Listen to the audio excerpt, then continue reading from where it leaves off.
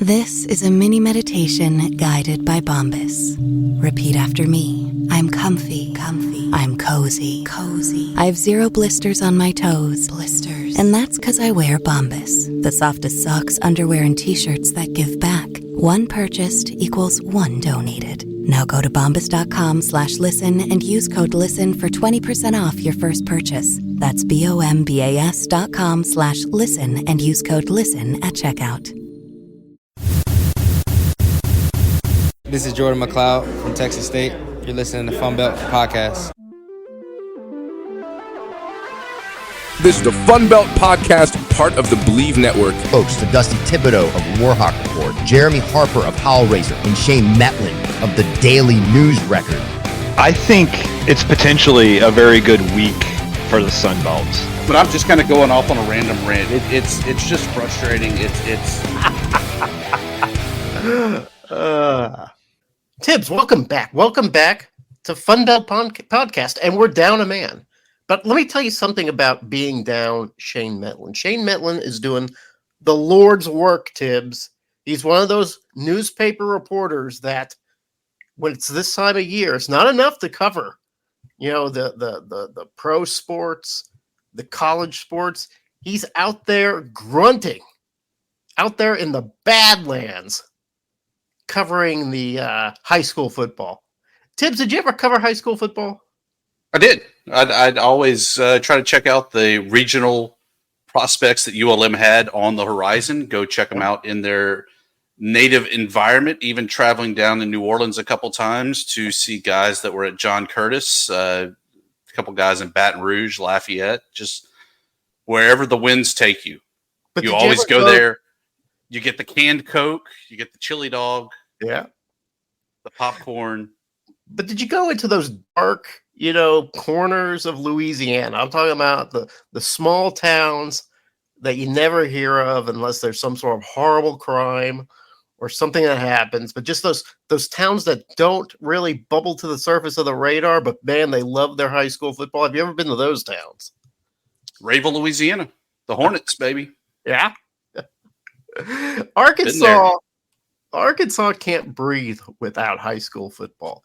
It's just fascinating to me. I'm a creature from Illinois, right? I moved down here when I was 6.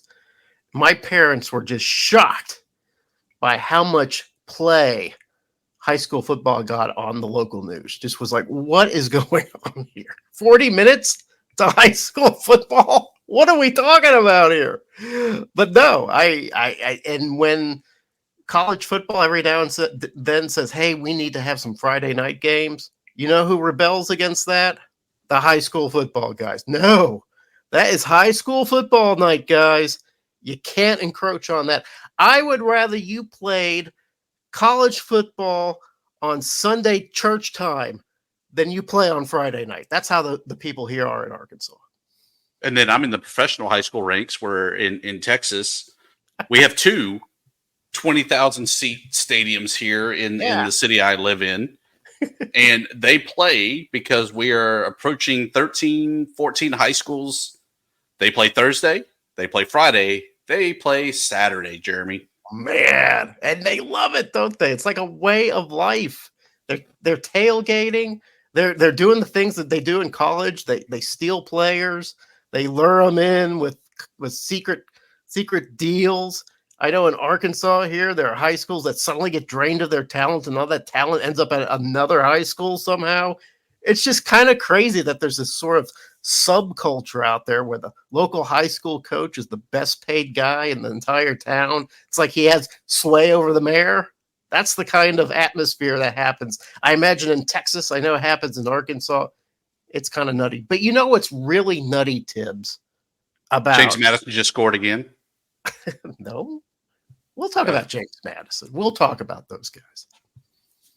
I don't know if that James Madison game is as big a deal as they keep saying it is. But okay, whatever. Maybe because Shane's not here and I'm feeling a little emboldened, I can say that.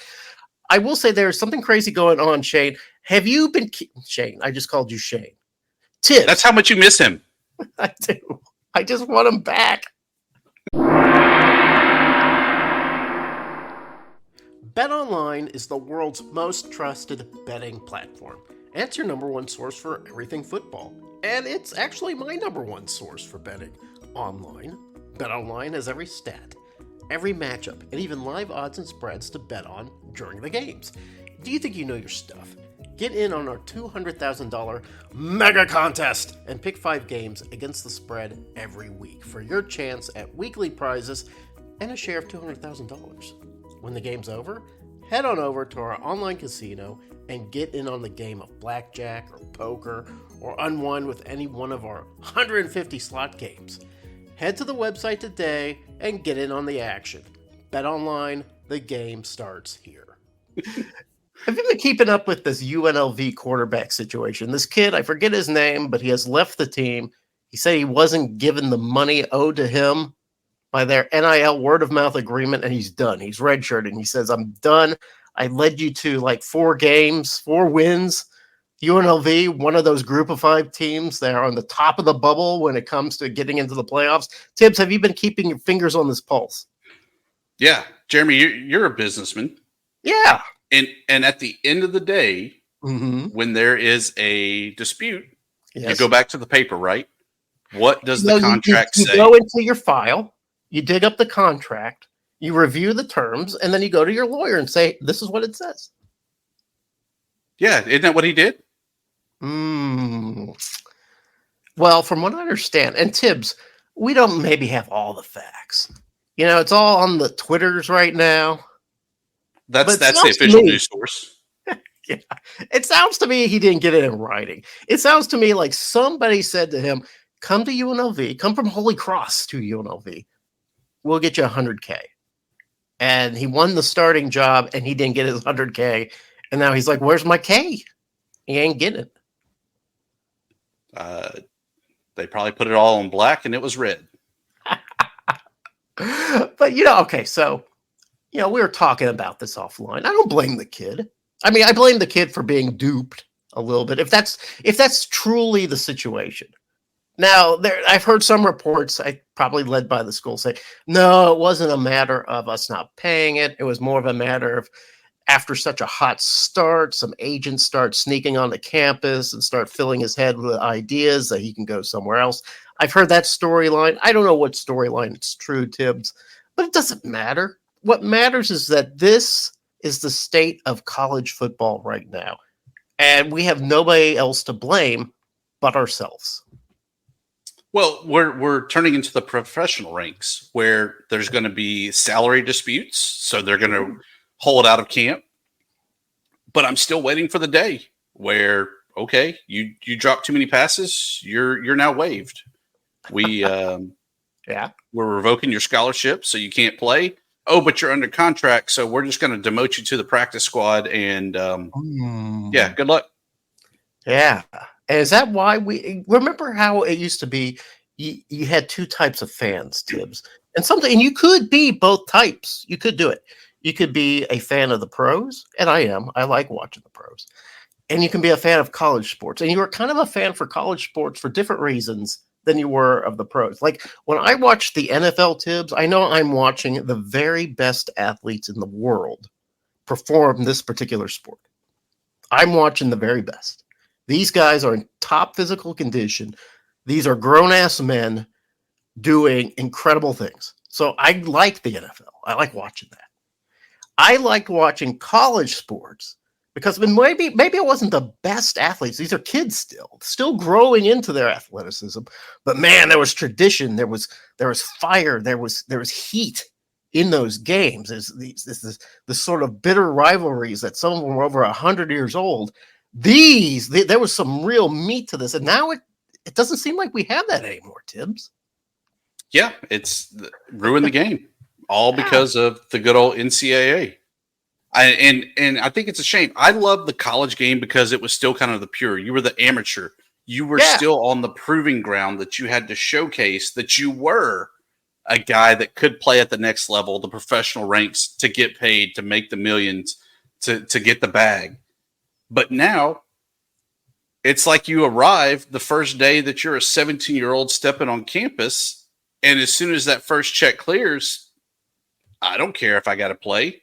Just give me my damn money. Yeah.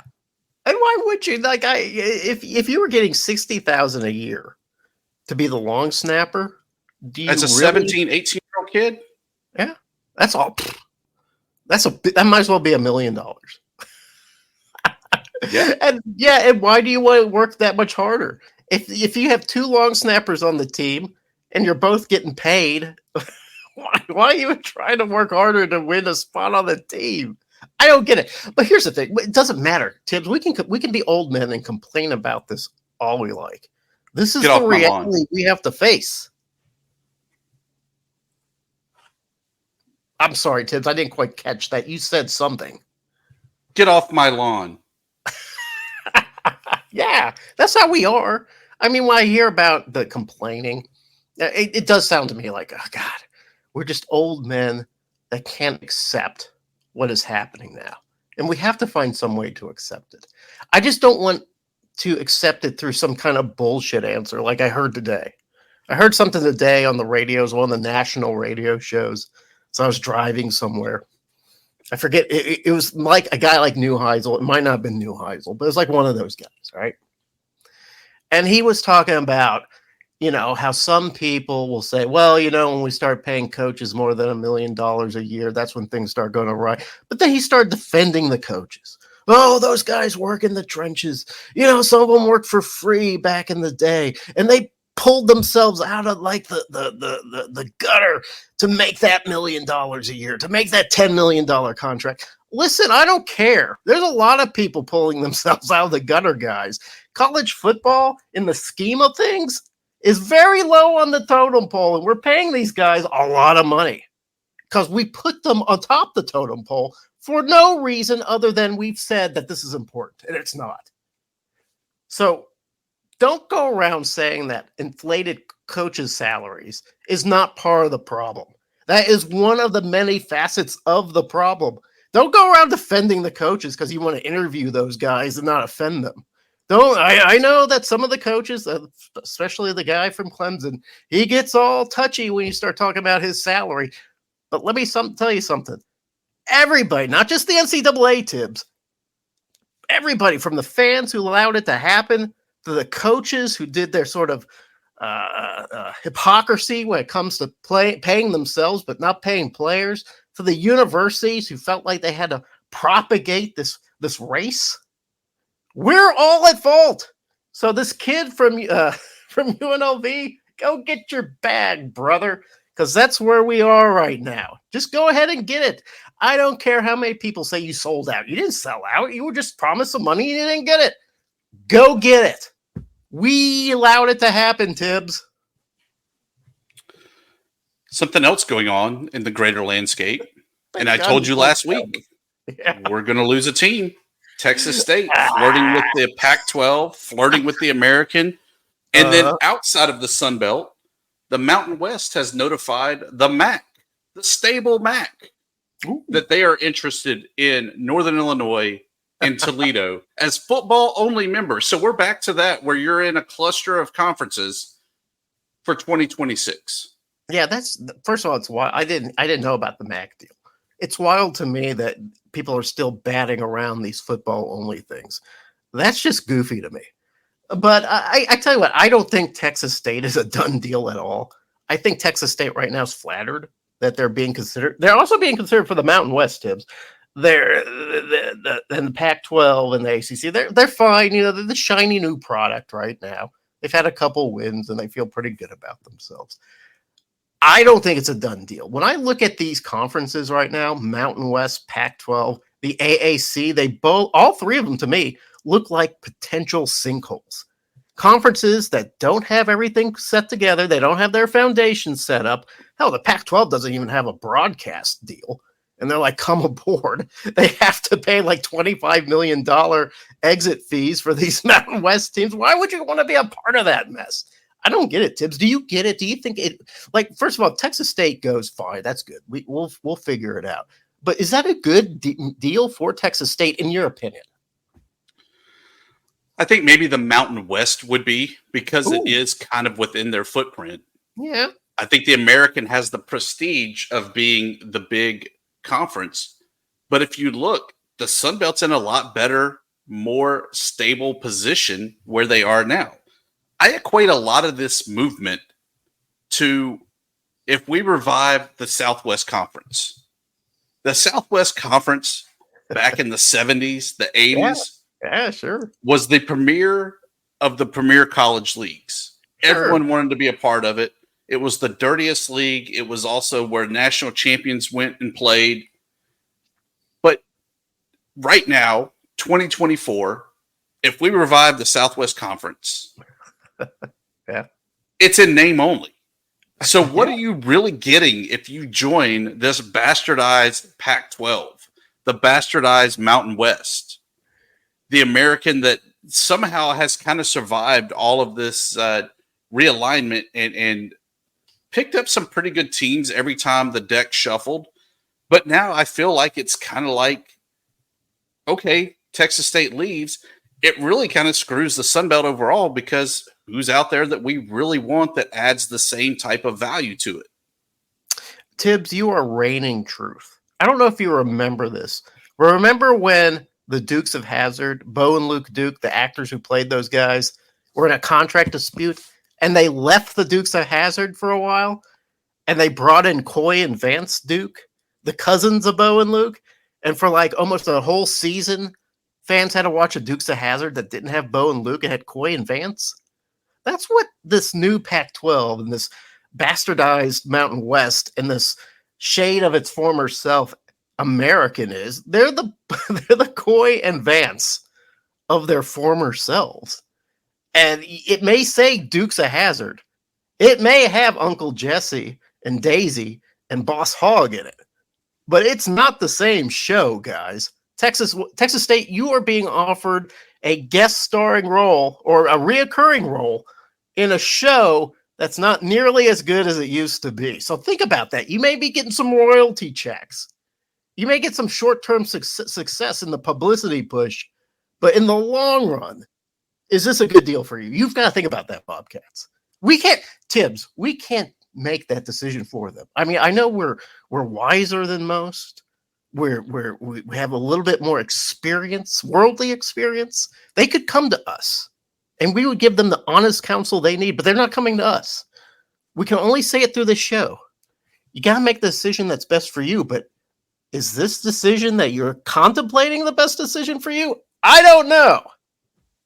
It's been a couple years since we had the Don on. Maybe we should reach out to get him back on. Get back on. Speak of somebody with some wisdom. That would be nice. Even though you couldn't remember his name and called him Dan.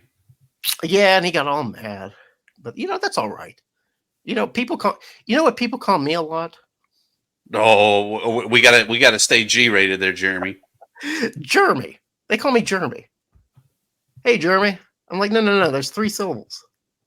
But I don't correct them anymore. So, if your name is Dan and I call you Don, or your name's Don and I call you Dan, don't you just let that slide, Tibbs? Sure, Jeremy. What else is going on? I mean, is there anything in the Sun Belt that's going on before we head into our Thursday regular scheduled programming? We got to briefly talk about last week. I mean, it was a rough week where the Sun Belt really had only a handful of wins to write home about. Obviously, the opener for the Sun Belt Conference, South Alabama, the Jaguars going up to Boone. Yeah. We were expecting a beatdown, but not the way that game played out. We did get a beatdown. Yeah. We got the beatdown, but it was the Jaguars that I don't know where this team came from. I mean, yeah, I was watching that game, and I think you were watching it too, right? I watched the game. Yeah. Okay. Did that I'll just call them the Jags. Did that Jag defense look really good? They did. They looked really good.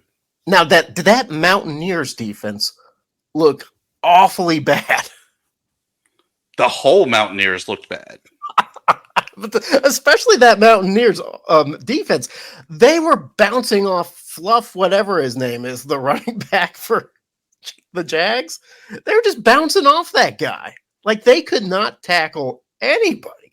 It was incredible to watch a Mountaineers team that just could not wrap up, that could not close on a tackle.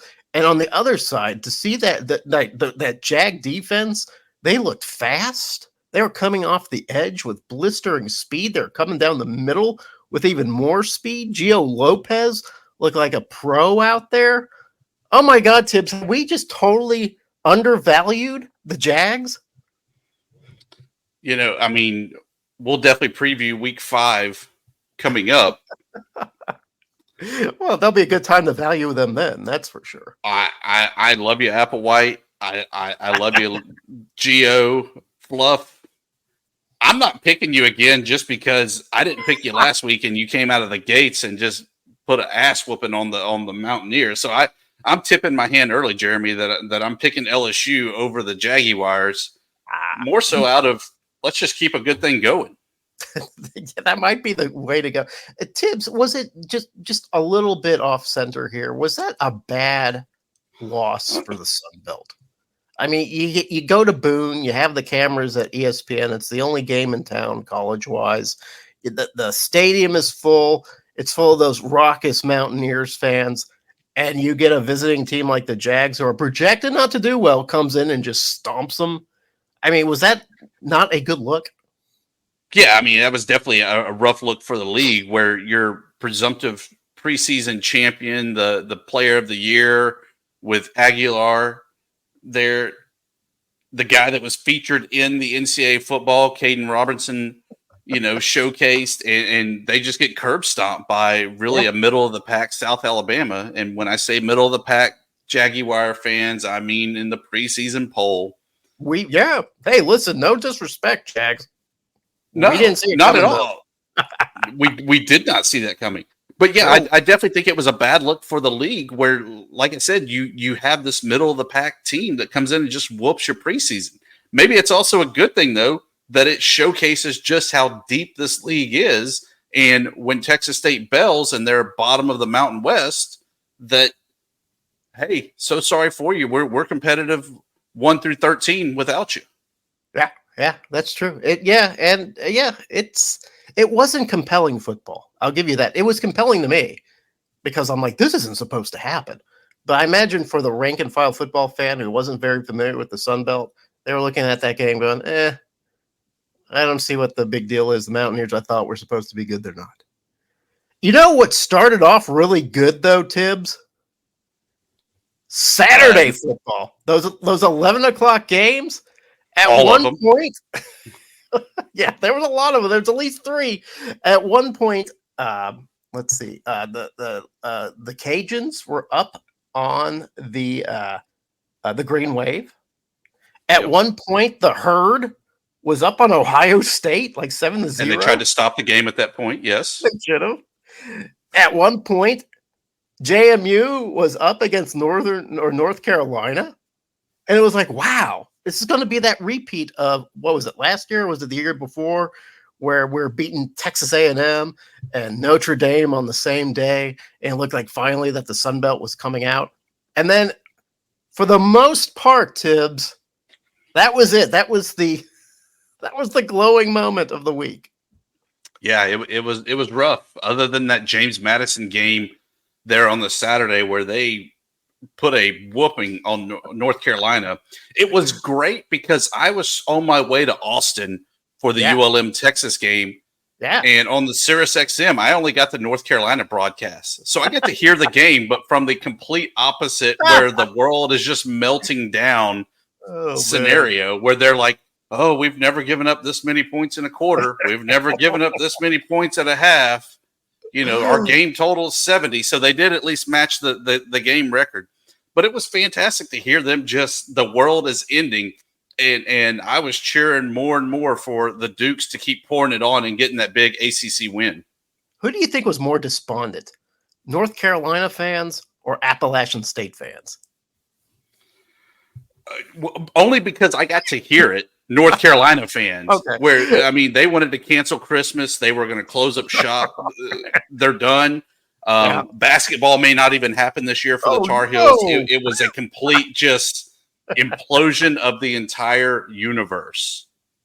Now, I will say this. Good for James Madison. I mean, putting up 70. I know Alonzo Barnett had something like 5 touchdown throws and almost 400 yards or whatever.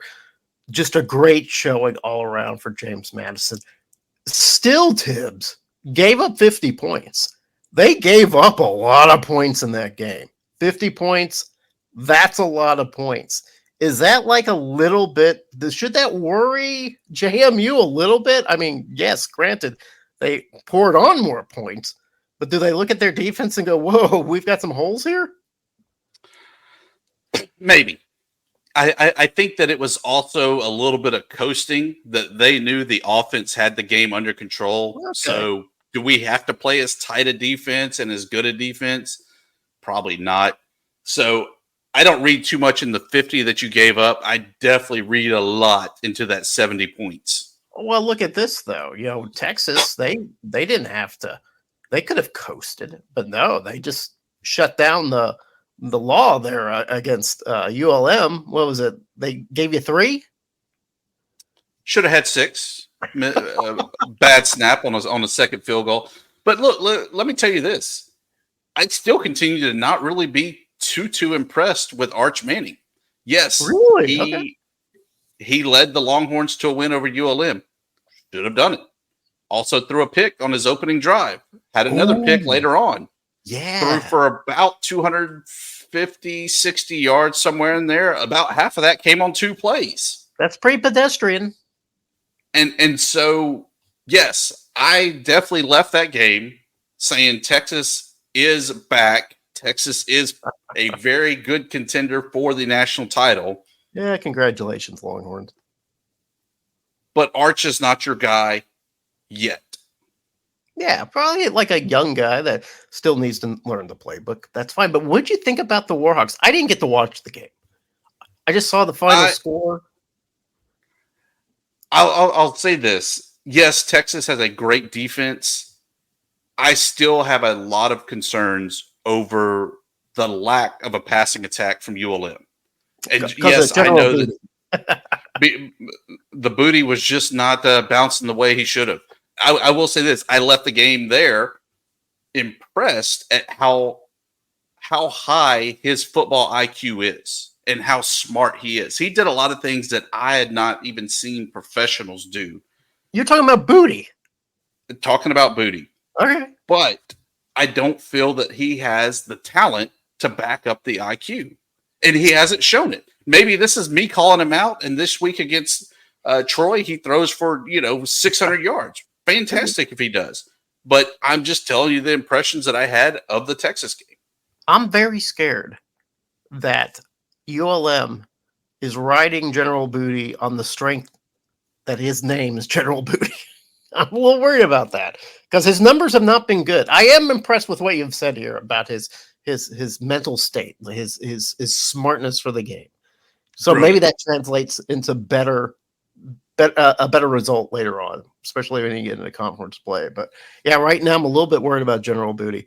Yeah, you didn't ask. I'm going to talk to you a little bit more about Arkansas State and their performance against Iowa State. I like that you felt like you saw some good things out of ULM in a game that was pretty lopsided, right? But I quite frankly, Tibbs, there wasn't anything in that Iowa State game against Arkansas State. We had an interception early in the first quarter, and that was the last moment of happiness I had during the entire experience. I mean, it was rough. Our quarterback, Jalen Rayner, the guy that's supposed to be, gangbusters, looked terrible. The run defense looked terrible. The offensive line looked terrible. Everything looked terrible. I mean, everything that looked okay against Michigan. And we weren't lights out against Michigan, but we could move the ball. Between the 20s, A-State could move the ball. There was no ball movement. We could stop Michigan defensively. We couldn't stop Iowa State defensively. So that was pretty rough. What was the other blowout? There was another blowout, too. Ole Miss and Georgia Southern. Yeah. I was disappointed in that. I thought Georgia Southern was going to beat that spread. They got close. They didn't do it. Well, Jeremy, sometimes you just got to go get that check, man. I hate that attitude, but yeah, I guess. Here's the thing, though. Okay, we didn't get a check. We didn't. That wasn't a money game for us. We get them next year. Oh, so it's just a trade, a home and home. It's a home and home. Yeah, I made a joke or something about it. Well, at least we get the check or whatever. And somebody said, "No, it's a home and home." I'm like, "Damn it!" All right. So anyway, that's all in the past, Tibbs. We're more concerned about two things: the present and the future, right? Because that's what the Sun Belt's about: the present and the future. And we're going to do a little something, just me and you. Usually we have Shane Metlin to balance this out. It's just going to be you and I this time for second and short. Sun Belt second and short. The gong, yeah. You almost killed the gong last week, by the way, but it's alive. Speaking of which, we did get a great email in the inbox. It was a great email discussing how the gong is okay. They love second and short. They love the show. Yeah. They hate the backtrack music for second and short. It might be the same guy, though, that is on the message board at Arkansas State who has said the same thing. So it could be one guy. 2 complaints I've heard, one guy. Maybe, do I get rid of the music, Tibbs? Because I enjoy the music. But should I get rid of it? I mean, I don't hear it while we're actually recording. It's all post-production mix, so it doesn't bother me. But when you play it back and you go, God, this music's distracting. No. Another thing, speaking of playback, sorry, I gotta give us a plug a little early on the plugs, promos, and parting shots. Jeremy, our rating through Spotify is a 4.8. Is that good? The infamous Hawk-Tua Girls Talk to a Show is rated 2.4, so we are twice as good as the Hawk-Tua Girl. We need to have her on the show. Can we do that? If you're closer to Tennessee where she's from, is that where you she's from? Work on that. God, I thought she was from Louisiana. She's from Tennessee? Okay. Tennessee. All right. Come on, Jeremy.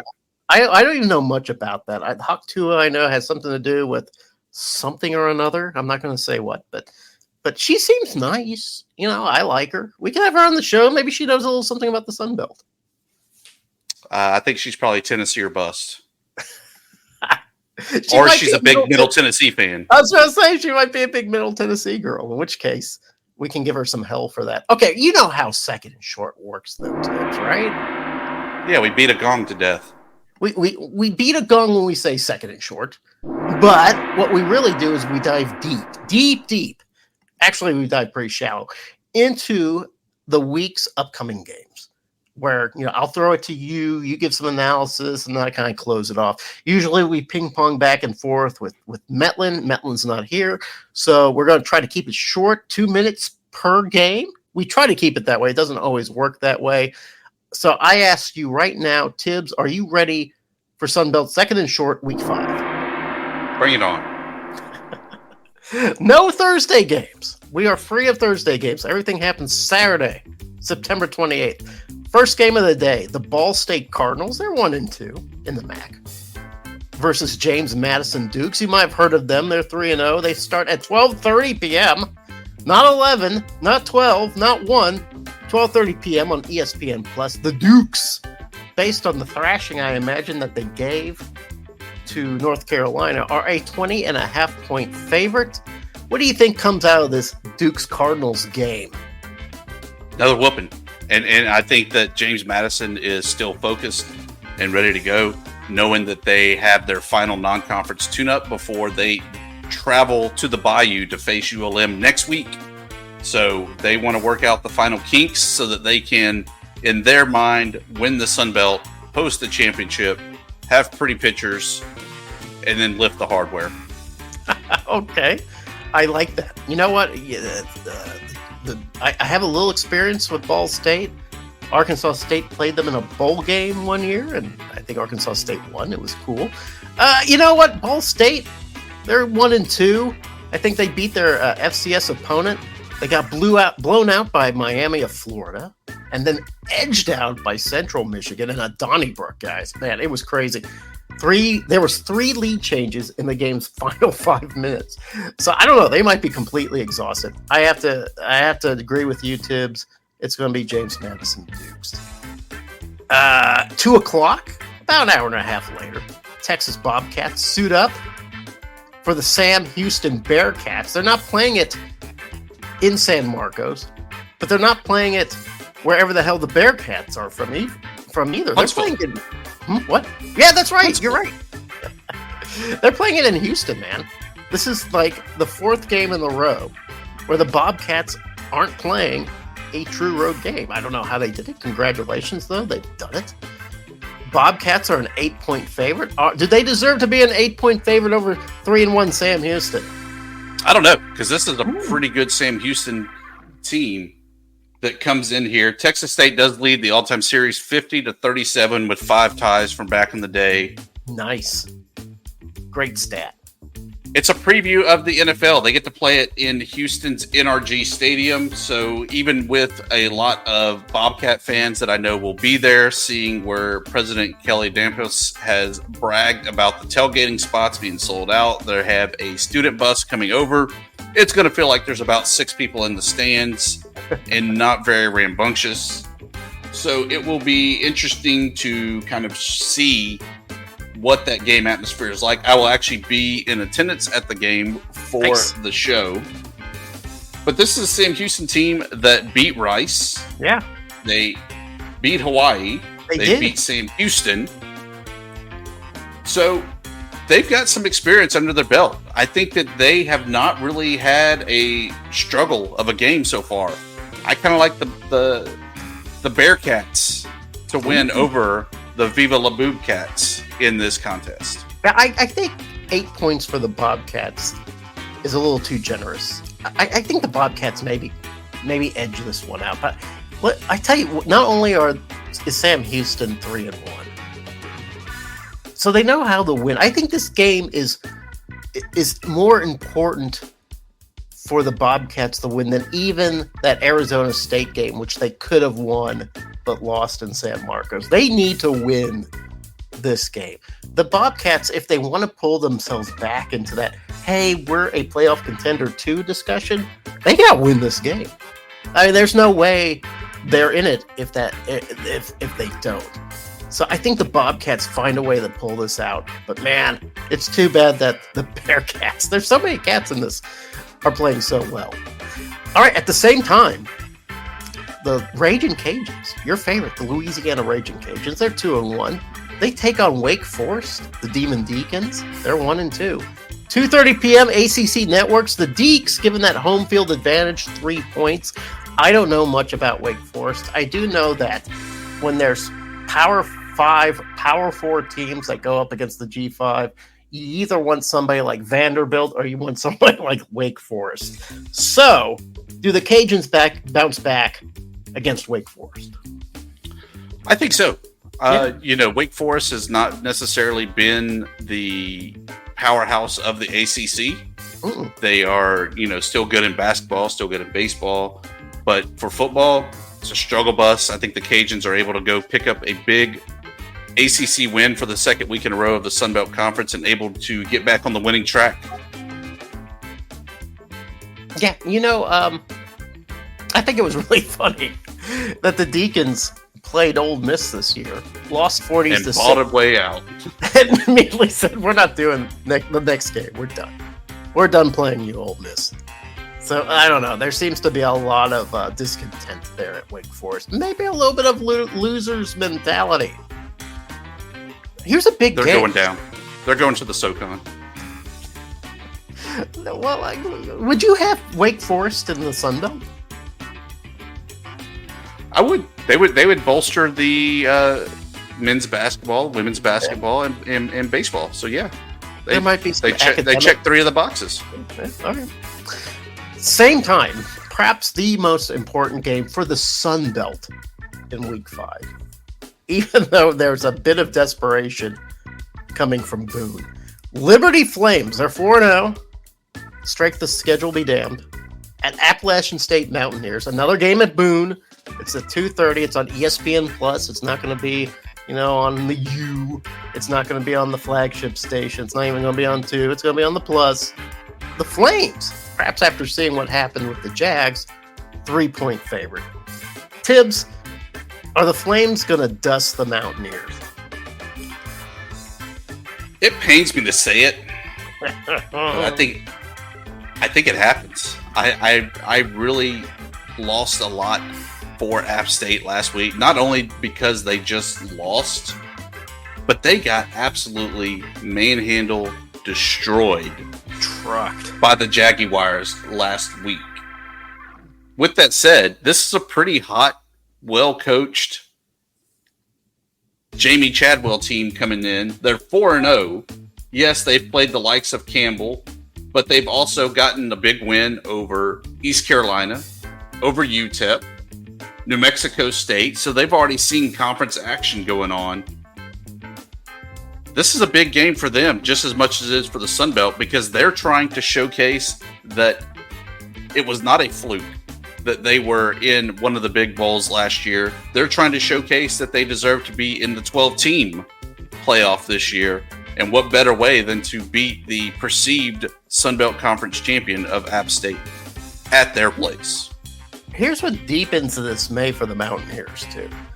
Both these guys played Eastern Carolina. And let me tell you something. The Flames had an easier time beating the Pirates than did Appalachian State. And now Caden Salter, the guy that everybody was like, oh, he's like a Heisman candidate. Yeah, Heisman Trophy candidate. This is where we need Shane. Only he can discuss the Heisman.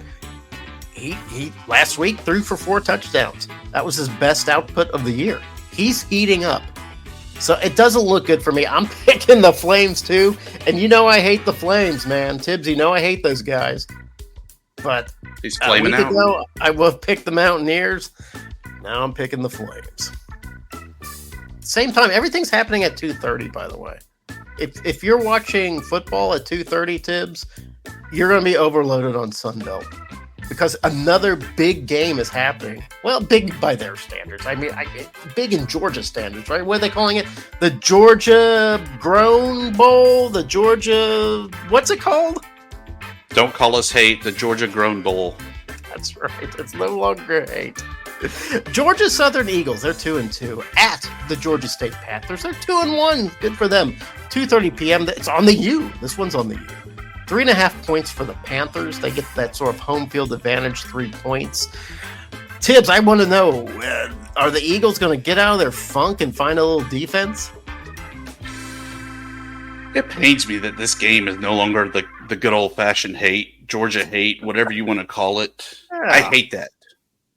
But with that said, I still am standing by J.C. French. I'm standing by Helton. I like the Eagles to soar in this one over the Panthers. I think the Panthers are getting better, but they're still not there yet. And they're going to see that this week as the jugs of ditch water make their way to the ATL and wash away the Panthers. They should totally poison the water supply with the water from beautiful Eagle Creek. So the Eagles have had the misfortune of playing 2 major Heisman candidates: Ashton Jentney from Boise State, and then Jackson Dart from Ole Miss. That's 2 losses right there. They're not facing any Heisman Trophy candidates against Georgia State. I know this Christian Villu. I can't even pronounce his name. He's doing pretty good. The Panthers are doing pretty good with that quarterback, but they're not Heisman worthy. I think the Eagles finally pop out of whatever haze they're in, and I would call it a Heisman haze. I think they take care of business. I think it's going to be. I don't think they're going to need those 3 points. I think they sail through that. All right, let's see. Oh, here's another game at 2:30. The last game at 2:30, Tibbs. The rest of the games will not be at 2:30, but this one will be, and it's a pretty good one. Western Michigan Broncos of the Mountain West facing the Marshall Thundering Herd. 2:30, ESPN Plus. The Herd they're at home, so they get the 3.5 point favorite. That means Vegas really has no idea who wins or loses this game.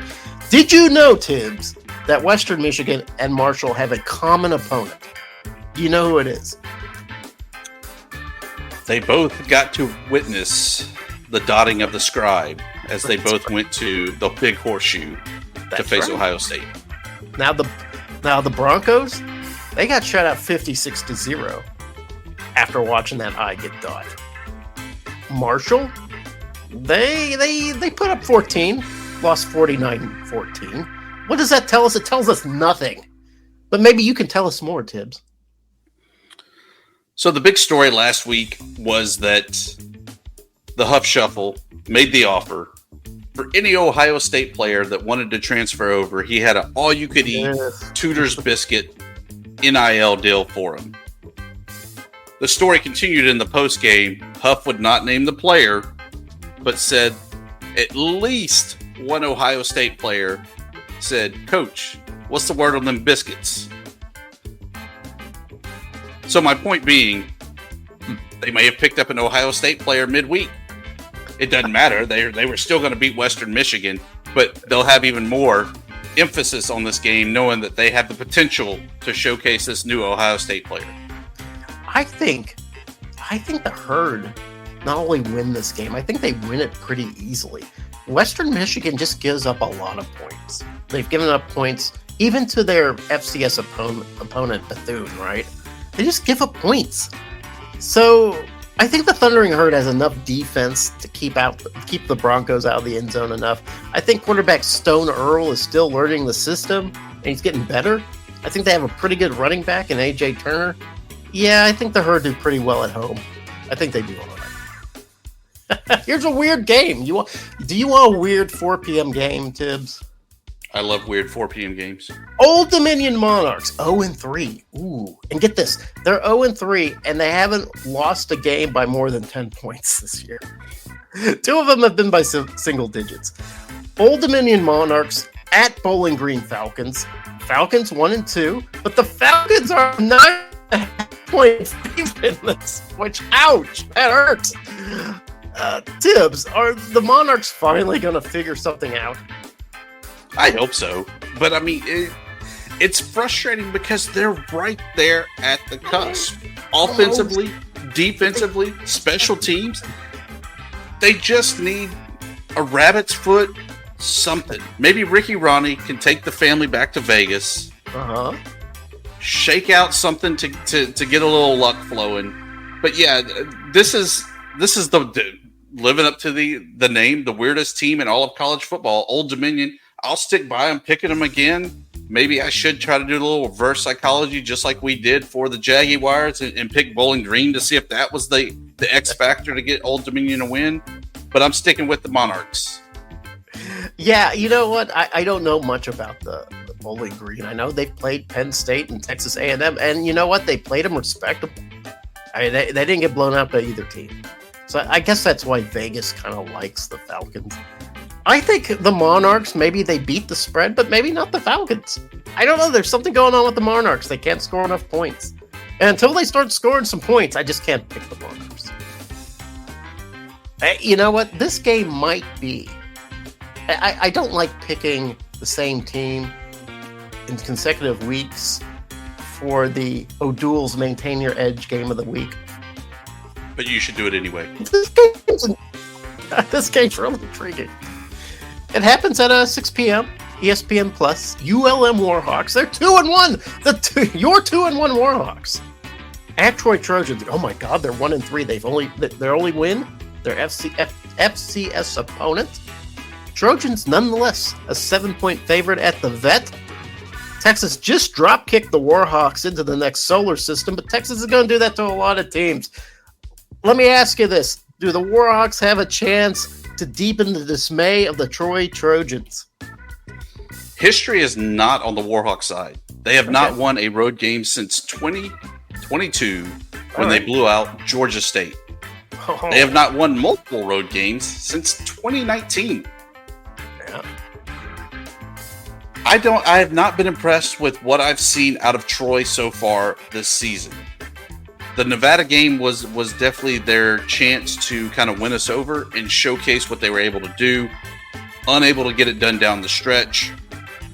Maybe I still have my maroon glasses on, my aviator goggles, if you will, but I'm taking the P40 Warhawks to get to 1-0 and over the 2.5 wins on the season for the cash out for the guys out west? I think Ahmad Hardy for the Warhawks. I think he's going to be a decent running back. I think defensively, they got a guy named Billy Pullen, who's pretty interesting on the edge. I think the Warhawks have pieces. I like what Vincent Bryant's doing. You know, he just seems to have his team prepared. Or One Brian thing Vincent. what did I say? Did I say Vincent Bryant? Bryant, Yes, you Vincent. did. You know, when you have two last names, that's what's going to happen. Not like Gerard Parker. Jared Parker. Anyway, but Jared Parker has to feel fairly good. Even though it was a win against Florida A&M, he saw something that probably made him happy. He saw a lot of great connection between his quarterback, Goose Crowder, and his dynamite wide receiver, Devontae Ross. Those guys hooked up for some touchdowns last week. They're getting into the groove. There's no way the Warhawks can win at the Vet. There's just no way, right? Right? There's no way. But Which means they probably will. Because I just like this Warhawks team. I'm picking Troy. I'm picking Troy because my mind tells me to do it. But damn it, I don't feel good about it at all. Last game of the night for the Sun Belt. This closes out week 5. It's one of those games where a lot of people were like, oh, you got to look out for this team. They scored 87 points in one game, and then they upended the Mountaineers the next game. South Alabama Jaguars, Jags, they're 2-2.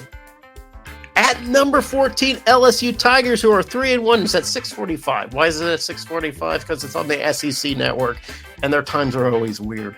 The Tigers are a 22.5-point favorite, which I guess seems okay. But you gotta think that Brian Kelly is a little leery of facing this team.